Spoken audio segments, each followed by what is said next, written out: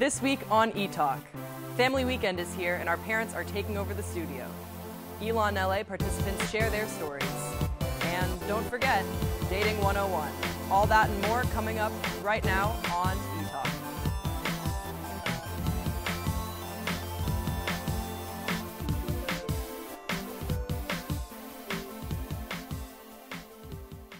Hey everyone, welcome to ETalk, where we bring you everything from LA to Elon. I'm Grace Baldridge here with Caroline, Ariana, and Ashley, and we're going to kick things off here with a little discussion. So something that I have been paying attention to. You guys know I'm a big fan of comedy, and I was watching Jimmy Kimmel the other night, and he did a segment with Julia Louis-Dreyfus, the Emmy winner from Seinfeld, Veep, and she had this fake meltdown that they caught on camera at a restaurant. They got her order wrong, or something about a latte, and it was hilarious. But it was basically mocking all these meltdowns that we've seen on camera recently. You know, you had the woman at the Apple store that just like went in the Dunkin' Donuts, the girl that went to the chicken nugget, the McDonald's. They didn't have enough chicken nuggets, and she just flipped out.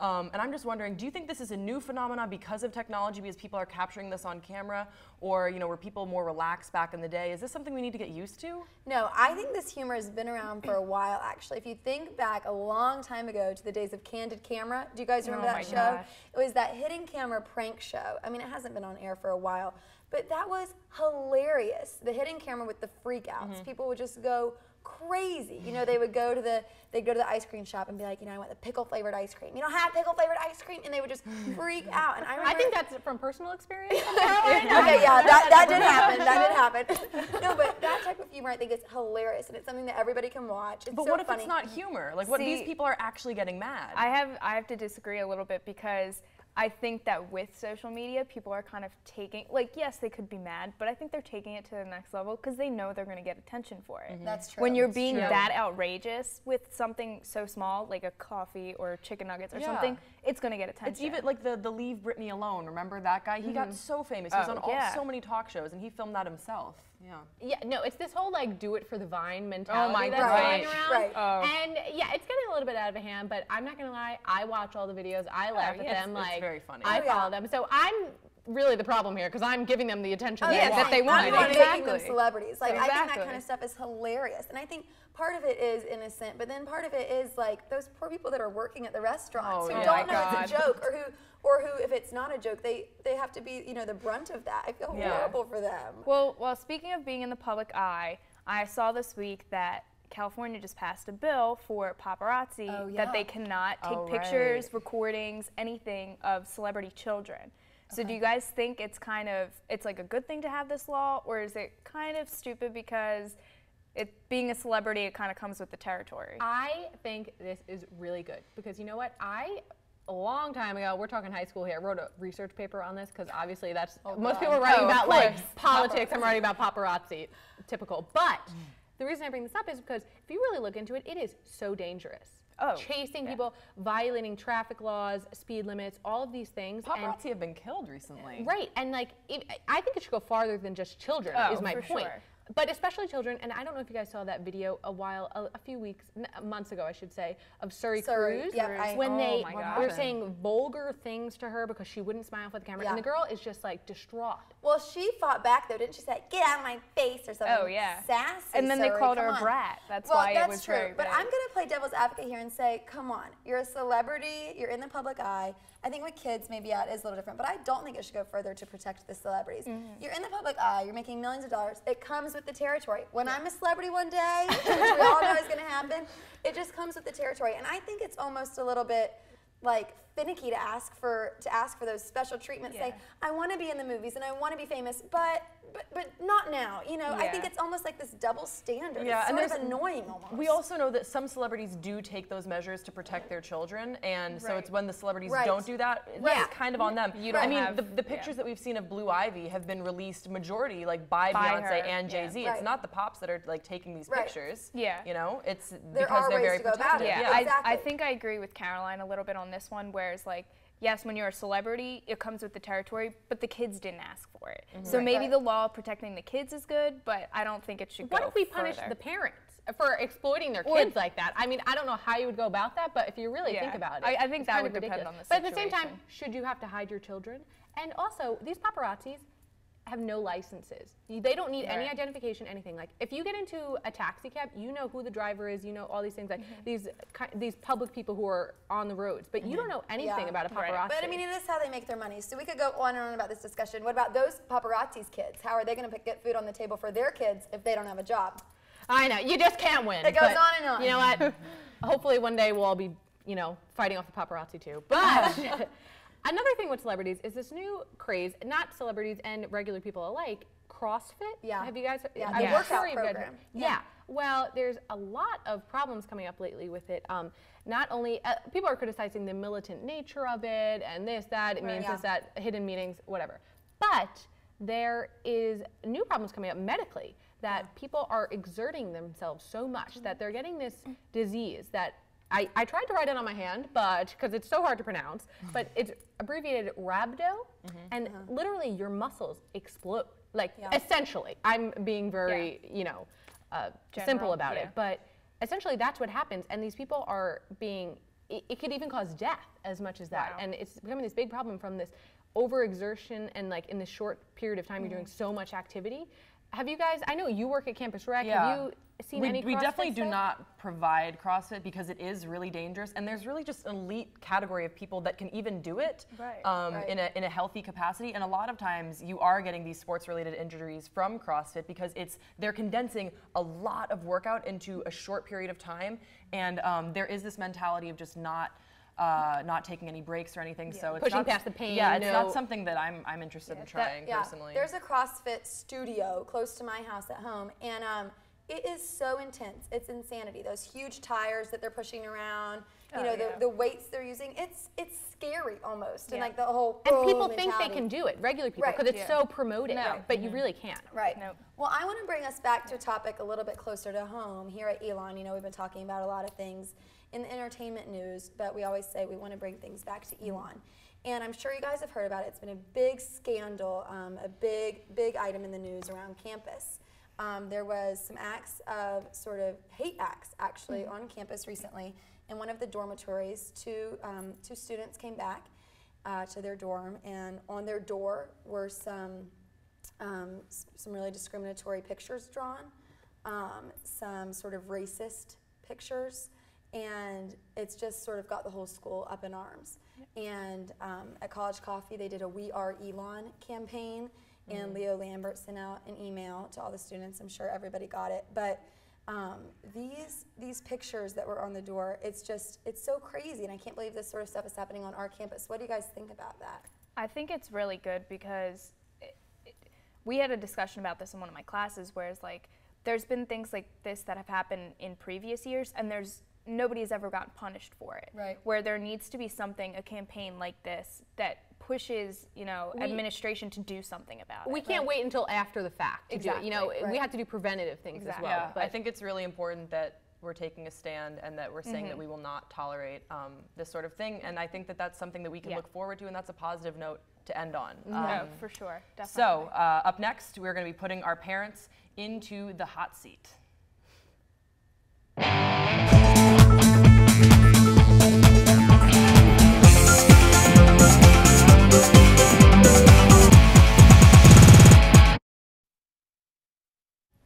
How well do they really know their children? It's family weekend, and we're going to put some of our parents to the test. With me today are our host Grace and her mother, one of our radio directors Taylor and her father, and finally Lindsay, our show producer, and her mother. So we're going to play this game like the Newlyweds. I'm going to ask you guys a question, and you're going to write down your answer on our top secret whiteboards. Then we'll go to Ashley. She's with the girls over there. We'll hear if you guys' answers match up, okay? So we'll start with something simple. What are your daughter's favorite food? Okay? So just go ahead and write down your answer. Don't say it out loud. And then we'll go over to Ashley, and we'll see if these answers match up, and we'll see how good of parents you guys really are. All right, let's see. All right, let's hear from you first, Grace. My favorite food is lobster. Okay, fair. I'm in the same category, sushi. Oh, a lot of seafood. What do we think? I'm going to deviate a little bit and go with the wonderful mac and cheese. Oh, good choice. Let's see what they have to say. Okay, so Grace said lobster. What did you write down, Mom? Dunkin' Donuts, low-fat blueberry muffin. You know, that is a different genre, but I think It's food. It's food, exactly. You know, I think you did a great job there. Grace probably gave a trick answer to throw you off. I wouldn't take it personally. All right, what about you, Mr. Renaud? I did get sushi. He got it right. Very nice. Pizza. And pizza. Pizza for Lindsay. Very close to mac and cheese. All right, good round. We've got 1 point for Taylor and her dad. All right, next question. Another easy one. We'll give you a softball here. Favorite color. What is your daughter's favorite color? All right, so now we'll send it over to Ashley. All right, what do we have to say? Last time we didn't do so hot. Let's hope for better this time. My favorite color is green. Is it, though? It is. Okay, just checking. Just want to confirm. Okay, how about you? Green as well. Oh, okay. And again, Lindsay, are you going to break the pattern here? Yellow. Oh, yes, she does. Yes, she does. All right, Caroline, let's send it back to you and see what the parents have to say. All right, we've got a green, green, and a yellow. Let's see. Green. 1 point for Grace and her mom. Very well done. All right. She got me on that one. Ooh, she got you on that one. Yes, she did. He went with a purple. And then yellow. Very nice. Correct for Lindsay and her mom. Little Mary Sunshine. Little Mary Sunshine. All right, great job. So now we're going to go into a little more deep questions here. See how well you guys really know the daughters.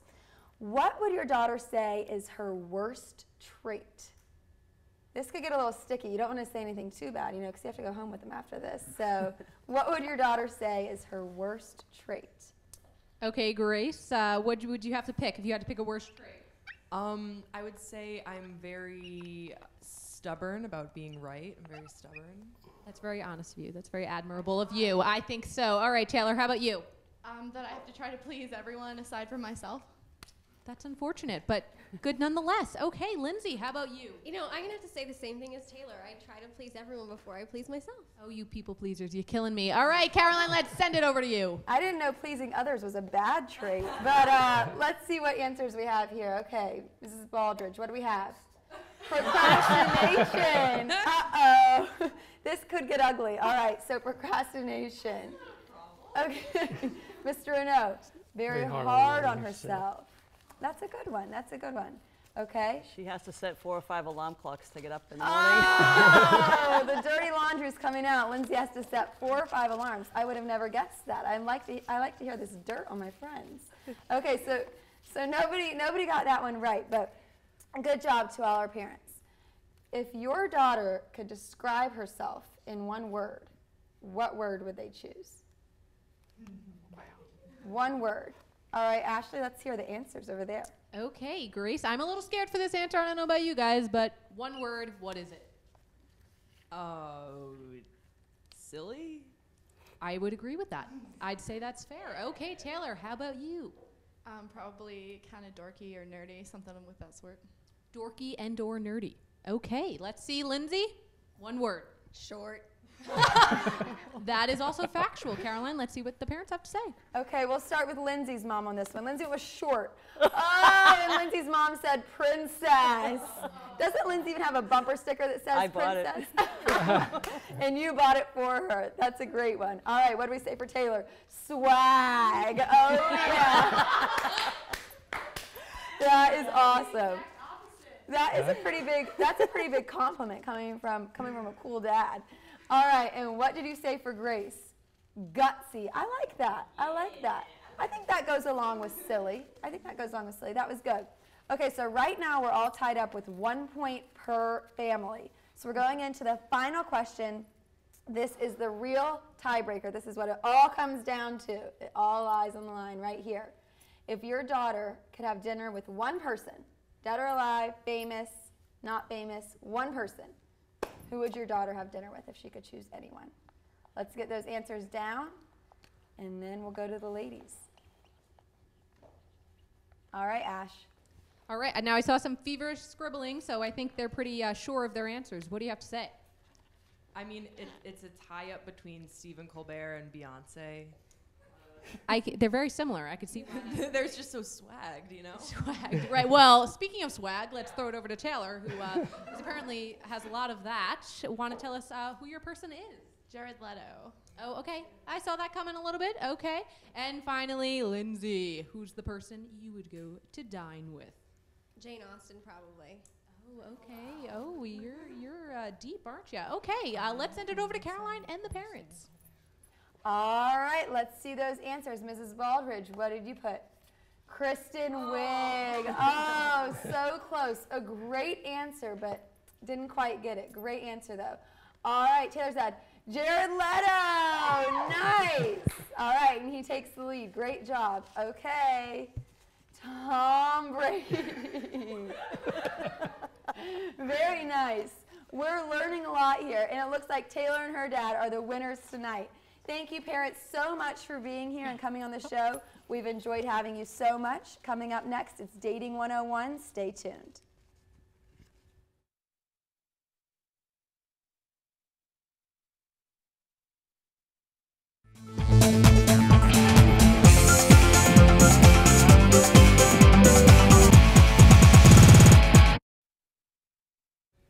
Welcome back. Last week, we here at ETalk got a guest of ours a date. Now, this week, we're going to show the best looks for that date. So let's start off with the outfit. Our fashion expert, Kathleen, is here to help us out. So, Kathleen, tell us about this look you've put together here. Okay, so when dressing for a date, especially a first date, it's important to find the perfect balance between glamour, sophistication, and sexiness. But above all, the most important thing you can wear is your confidence. When you're wearing something that really makes you look and feel great, that's when you're going to exude your best self. So, sitting next to me, I have Lindsay looking pretty confident in a simple black lace shift dress. I think that the lace really adds a romantic element to this outfit, and I think it makes her look just that, little bit more special. Yeah. I really like this too, and the accessories are good, but I have a question. Is something like this, where it's kind of long sleeves and it's black, is this kind of just fall/winter, or could you wear something like this in the summer I actually too? bought this in the summer, so this is actually a summer piece. And as you can see, it's a little bit shorter, which is perfectly okay because when you're on a date, you really want to highlight your best asset.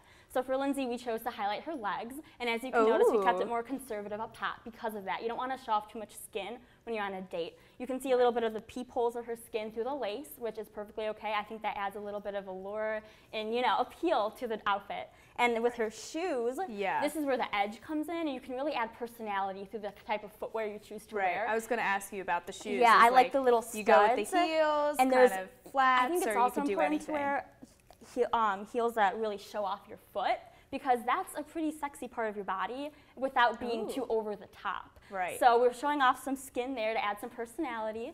And then the jewelry I chose for this outfit, a lot of it is gold. And I think that gold is a great choice for a date because it really it's a little bit more of a romantic tone of metal, and it really kind of highlights her skin tone. And we kept it casual as well with a longer dangle necklace. Well, thank you. And Lindsay, you look gorgeous, but now we can't forget about the makeup. So we're going to go over to Taylor over here. Hello. And you kind of tell us how to get that perfect smoky eye for this date. All right, so this is kind of a look I use way more than I'd like to admit, but it just, Don't we all? It can be kind of natural. What I'm using right now is Too Faced Natural at Night, so it's kind of natural colors, but they're good for a date night. And what I'm going to do is I'm taking a color called Nightcap, which is kind of a light brownish color, and I'm just going to take that all the way up on her eyelid, all the way up to her brow.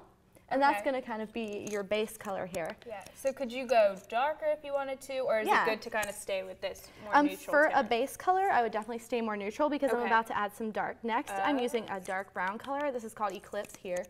And what I'm doing is I'm taking that just through the crease right here. And it's kind of hard to do just because you don't want to, get too much. Yeah, you don't want to go too dark. You don't want to go too dark. It really depends on your taste though. Like if it was me, I'd like to go kind of dark. A little bit darker. Now this is a Sephora palette, and the reason I have this is because that palette does not have any black. So the black so just we really kind of adds some edge. here. But all you want to do with the black is you want to put it just over here in the corner. You don't want to do you don't want to do too Okay. much. We're kind of getting a little bit of powder over here.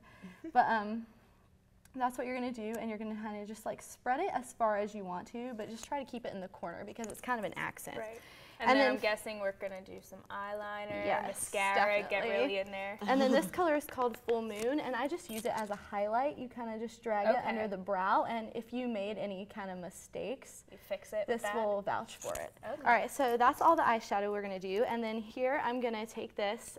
This is just a regular black eyeliner. I usually use Almay or Revlon. Okay. And what I'm going to do, can you close your eyes? I'm going to take and just go across her eyelid in just a thin black line. Do you want to take it all the way across the lid, or do you want to stop like with the lash line? It's really personal preference. I usually go about 3/4, and then I'm going to give this to Virginia because I don't want to poke her in the eye. But what I do with the black eyeliner, I put it on the waterline. So obviously I don't want to poke her in the eye, but it's however dark you want to go. I kind of like, see, I go a little bit darker. But Virginia, since her skin is so fair, she might want to keep a little bit less eyeliner. Again, personal preference. And then finally, this is an Avon mascara. And you'll want to rub it like this so you don't get smudges, clumps. Okay. And then I'm going to let her do that as well because I'm afraid of poking people in the eye. And then what I'm going to do when she's done is I'm going to take this Urban Decay here. It's called All Nighter, and it's a makeup setting spray. So you never know how long you're going to be out, and you want to make sure this will keep it long lasting for 18 hours. Oh, that's awesome. So Virginia? Well, I'm going to let you guys finish this look. It looks great already. I can't wait. And we're going to take it over to Grace. We've got our makeup and our outfit looking good. We're going to come over to Grace and talk about some body language on Very this happy to date, be here. because body language is a little bit important. So we're going to get Grace's take on the do's and the don'ts. And we have a slideshow set up to do. run down some of the do's and don'ts, the birds and the bees, if you will. So okay, so start let's us off. look at this one right here. So we have the girl who's clearly engaged with the guy, She's very but into this it. guy is staring off into space. You got a bit of a little distant. He's a space cadet. Doesn't look like he's into it. It doesn't seem like this is going to work out too well. You want to make sure that you're maintaining eye contact on this date, but I will say not like super strong eye contact because that can be creepy. Just a little bit. All right, let's see the next one. This one's kind of interesting. So clearly this guy is telling a story and she's listening to him, but she's pretty closed off. Yeah. Or she's like, hey, no, you know what? I think she's closed off. Her face looks a little bit, she's intrigued. Yes. Maybe he brought up a point that she doesn't like so much. Maybe he's talking about his political opinions, which was a major No, don't do turn-off. that. Don't do that. So that's probably not going so well. I would also like to point out she's still wearing her jacket, so that's probably not good. This one is a pet peeve of mine. I just have to say, when you're with someone, don't pull out your phone. Just don't do it.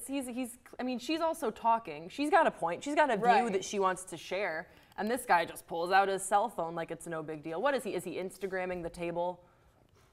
Is he tweeting about this moment? Is he talking on Facebook about how much his goatee has helped him in life? I don't know. Okay, this makes me deeply uncomfortable. I feel like I'm supposed. This one looks like it's okay. I feel like I was gonna say I feel like we're supposed to like this, but that is too close for comfort. Leave room for Jesus. They both look happy. They both look intrigued and interested in the conversation. Yeah, but they're too close. Oh, he does not look interested. All right, so there's in the definitely a discrepancy between the two pictures that we just saw. So you had that one, which is okay. I get it, they're close, but it's still kind of awkward, maybe looking in on it. But good for them, happy couple, and whatever. This, he's not into it. She probably dropped some weird line, and I don't know. And he's just like, she's liking it. She likes whatever she's having. She's having a great time, and he's like, I'm sorry, you're too weird. Never call me again. My number is 911. So I think that we went through the gamut of dating do's, dating don'ts as far as body language, but ultimately just try and be yourself. Unless you're me. Always important. Then don't do that. But well, thank you, Grace, and that's all the time we have for right now. But coming up next, some students share with us a unique opportunity at home that you can participate in.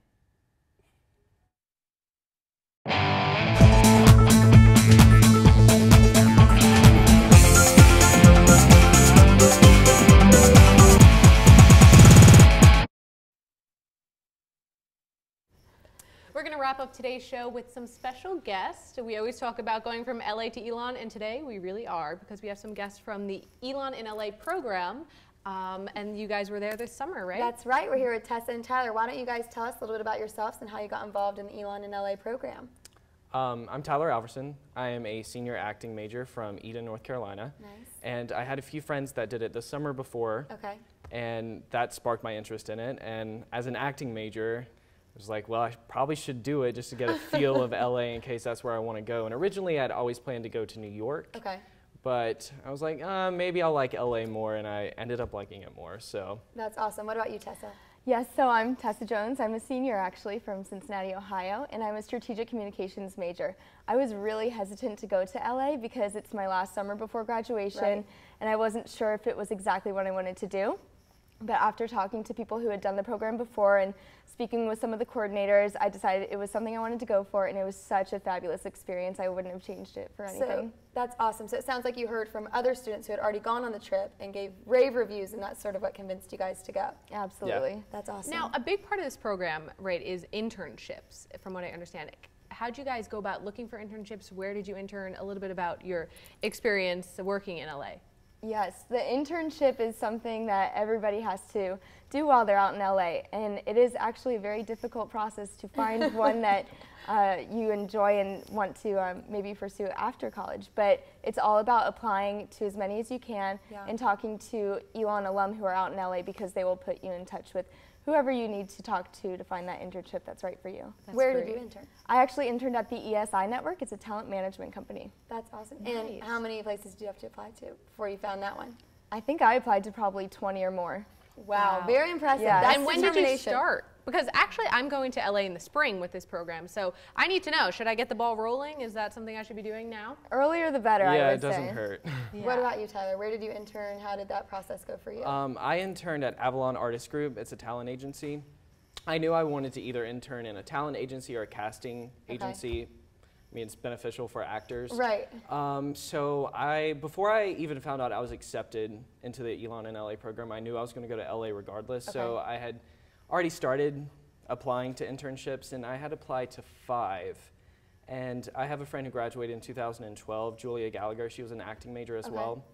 And she actually was currently interning at Avalon, and she messaged me and she was like, you should totally do it, you would love it, people here are great. And so I did. I had a phone interview and found out immediately that I got it. And luckily I had only applied to 5 before. Wow. So they say it's all about the connections, and I think that proves it right there. Would you guys say that internships were good experiences? I feel like you always hear those horror stories. You know, all I did was make coffee and make copies. Right. Was that your experience, or did you get real hands-on experience in LA? I was lucky enough to get hands-on experience. I helped with like submissions. I worked one-on-one with the clients. Wow. I did do the dirty work as far as like making copies, running that comes coffee. with the job. Right. I think that's a given with any internship. You will have to do some of those menial tasks, but they have to be done anyway. But I actually did get a lot of hands-on experience and got to submit actors for auditions and kind of got spoiler alerts to see who was casting for what roles. It was a really fun experience. Cool. And you guys, another part of the program is the films, from what I understand, right? Yes, there are short films that actual Elon students write and produce themselves, and we were both involved in very different ways on 2 of the films that were produced while we were out there. Tell us about that. Were you guys actors or producers or on the PR team? What did you guys do in those films? I was an actor. I was lucky enough to be in 2 of the films. Ooh, overachiever. I know. A celebrity. Okay, yeah. It was all luck. No, I was in Dead Zone, which there were only 3 characters. And wow, so you really were a main character there. I was the main character. And then Remember Me Latte, which was a really funny, like romantic comedy type thing. That's so cool. Yeah, it was great. We had a full day of auditions, and the Elon actors actually had to audition against LA actors. Really? It was open. They released it on Actors Access and Breakdowns. You're kidding. Yeah. So it was. So you really earned it. You deserve to be there. I mean, I hope so. It doesn't sound like luck to me. Yeah. And what about you, Tessa? You worked on a film as well, right? Yes, as a strategic communications major, I wanted to focus more on PR. So I was on the PR team for the short film Shared Hands, which was actually written and produced by Max Fabricant.